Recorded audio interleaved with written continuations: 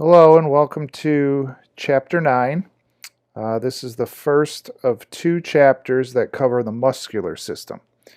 This chapter focuses more on the histology and the physiology of muscles. So histology is we're going to look kind of deep down into the tissue level and even the cellular level of muscles. And then once we know that, we can better understand how they contract. So the physiology is the concept's pretty simple. How does a muscle contract? And it boils down to learning how a muscle cell contracts, and then the fundamental units in that cell are known as sarcomeres. So a sarcomere is what we really need to get down to. Because once you know how a sarcomere works, you'll understand how a muscle works. So let's go over some of the topics.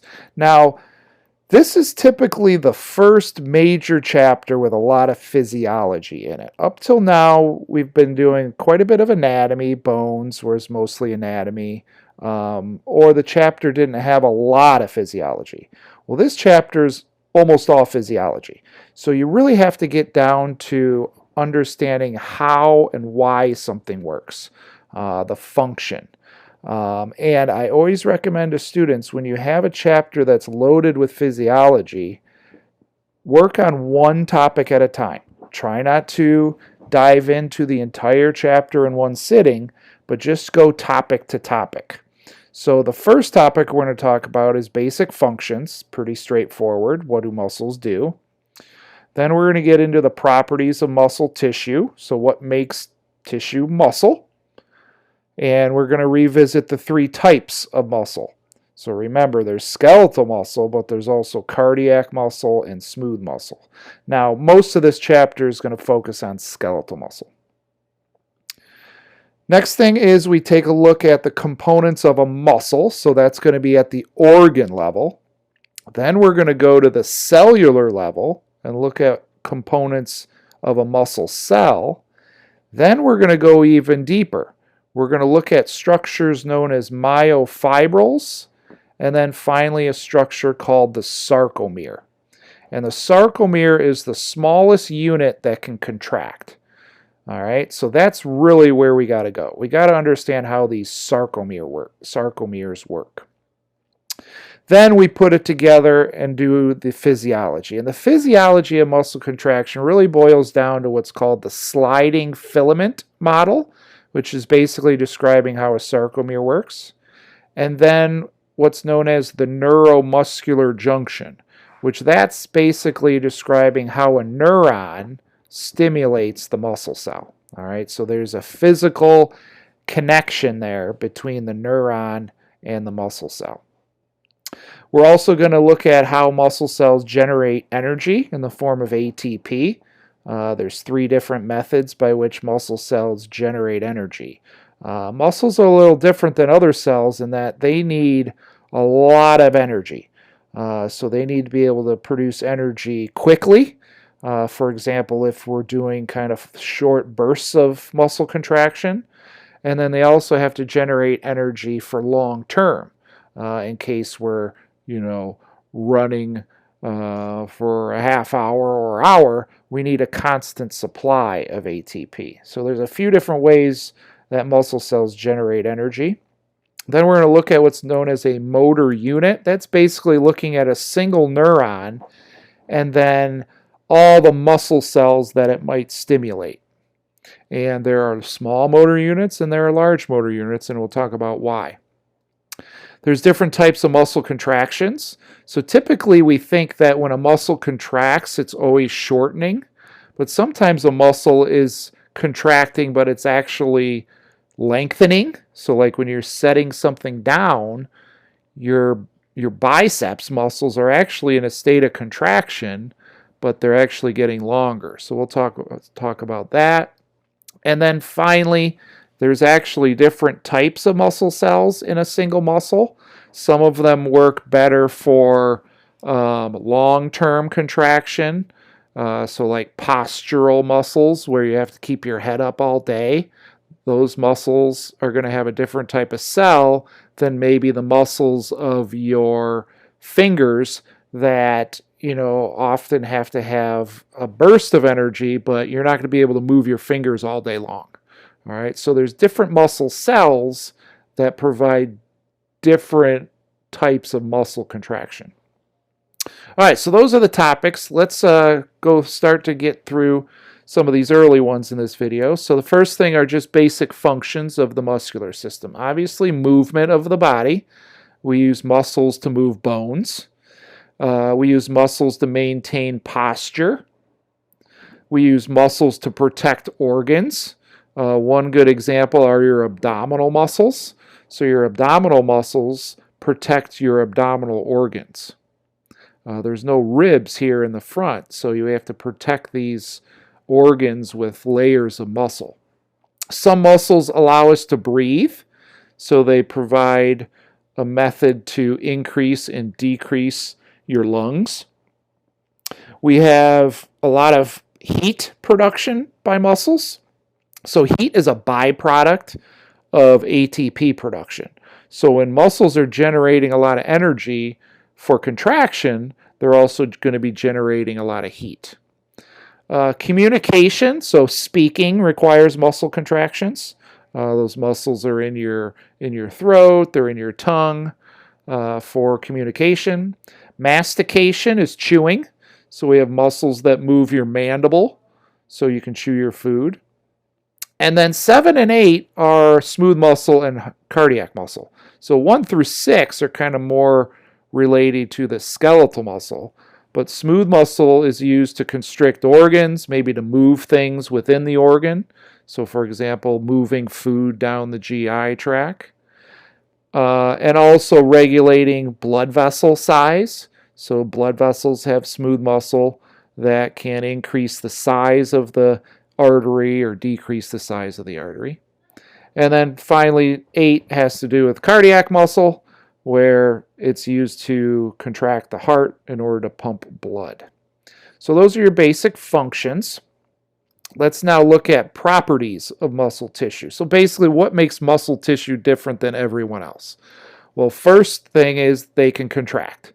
So contractility is the ability of the muscle to shorten with force. All right, and that force can be used to move things, for example, moving bones. They also have what's called excitability. Excitability is the capacity of a muscle to respond to a stimulus, and that stimulus is going to come from a nerve. So nerves have to release neurotransmitter that stimulates the skeletal muscle. Extensibility is the ability to stretch. So a muscle can contract, but then when it relaxes, it also can give a little bit. It can stretch a little bit. So that's called extensibility. Then the fourth property of muscle is that it has elasticity. Elasticity is the ability to recoil back after it was stretched. All right, so we've got contractility, excitability, extensibility, and elasticity. Those are the 4 main properties of muscle. Next topic is just an overview of the 3 muscle types. Now again, this chapter is primarily dedicated to skeletal muscle, but don't forget the other 2 muscle types. And we did this back in the tissue chapter. Location is different. Skeletal muscle is attached to bones. Smooth muscle is in hollow organs, GI tract, respiratory tract, urinary tract, reproductive tract. It's also in blood vessel, the walls of blood vessels. We find a lot of smooth muscle in your eyeballs. So for example, your iris, the pigmented portion of your eye that regulates the size of your pupil is smooth muscle. Glands and skin. All right, so those are the locations there where you'll find smooth muscle. And then obviously cardiac muscle is in your heart. Remember that they look a little different under the microscope. The cells are a little bit different in shape. So skeletal muscle cells, which again, that's what we're going to be really looking at this chapter, are long and cylindrical. They're basically the entire length of a muscle. So they can be very, very long. All right, so That's skeletal muscle, and skeletal muscle is striated. This is the chapter where we're going to learn why these cells have these stripes inside of them. Smooth muscle is non-striated. Cardiac muscle is striated, but the cells kind of branch out to one another, and they kind of connect to each other end to end. What else? Remember that skeletal muscle is multinucleated, meaning it has multiple nuclei. They are voluntary. All right. Now, some of them are involuntary. You got some reflexes. So, if you step on a nail, your leg will kind of quickly remove from that nail. That's a reflex, involuntary. If you touch a hot stove, or your muscles are going to involuntarily remove your hand from that hot stove. If you remember when you test the reflexes at your patellar tendon, right, when your doctor taps that little tendon with a mallet and your leg jerks like that, that's involuntary. But for the most part, we think of skeletal muscle as voluntary, and then the other two are involuntary. So don't forget that there's 3 types of muscle tissue. All right, so we're going to begin right now. We're going to look at a skeletal muscle first. All right, so we're kind of starting big, the organ level, and we're eventually going to get down to the cellular level, and then we're even going to get down to the molecular level. That means we're going to be looking at molecules within the cell. So all these red things are terms we should start to work on. So first and foremost, you've got a skeletal muscle, all right, and this skeletal muscle is attached to a bone using a tendon. Remember, a tendon is made up of regular connective tissue. So this is all collagen fibers, all kind of running parallel, giving this a lot of strength when that muscle contracts and pulls on that bone. This bone should look familiar. This is the humerus, and this would be a muscle that's moving your humerus. So we've got the muscle here. Notice that there's a lot of little compartments. So the first thing we do is look at the connective tissue layers. So a muscle is surrounded with connective tissue. So this area here, all the way around the muscle, is a layer of connective tissue called the epimysium. All right, so this is connective tissue, surrounds the entire muscle. Then there are groups of muscle cells known as a fascicle. And surrounding the fascicle is a layer of connective tissue called the perimysium. That surrounds, basically a fascicle is a bundle of cells. So here's a bundle of cells in the drawing. Here are all the cells in a real micrograph. And notice that tissue that surrounds those cells right here is known as the perimysium. All right. Then we take a single cell. So this is a cross section, and these are all single muscle cells. Remember, they're long and cylindrical. We're just cutting through them. And then surrounding each individual muscle cell or muscle fiber is the endomysium. All right, so these are 3 layers of connective tissue that basically compartmentalize the muscle cells. All right, notice that we call the muscle cells muscle fibers. Again, they're going to be long and cylindrical and microscopic, so they kind of look like a fiber or a thread. All right, so you'll notice we're going to use the word muscle fiber quite a bit, or muscle cell, or myocyte. That's just another name for a muscle cell. You're going to have blood flowing through the muscle, so we've got an artery and a vein in here, and then the yellow is a nerve. Skeletal muscle cells require neurons to stimulate them. So right here would be what's known as the axon of the motor neuron. Basically, the axon is the long process that'll reach out and eventually stimulate the muscle cell to contract. All right, so this is at the level of a skeletal muscle. Now we're going to look closer and just look at a single cell. And that's what we have here. So this is a single muscle fiber or myocyte. Remember, this is going to be long and cylindrical. We're just taking a look at a little section of it. So it's a cell, so it's going to have a lot of the same things that other cells have, but they're a little bit modified. For example, instead of one nucleus, you're going to have a lot of nuclei. Now this only shows one, but this is just a small section of the muscle cell. So there's a nucleus. It's going to have mitochondria. All right, it's going to, depending on the cell, it might have a lot of mitochondria. If it's a muscle cell that contracts over a longer period of time, needs a lot of energy for long-term contraction. For example, a postural muscle that's keeping your head up, that muscle needs to be contracted all day long. So it needs a constant supply of energy.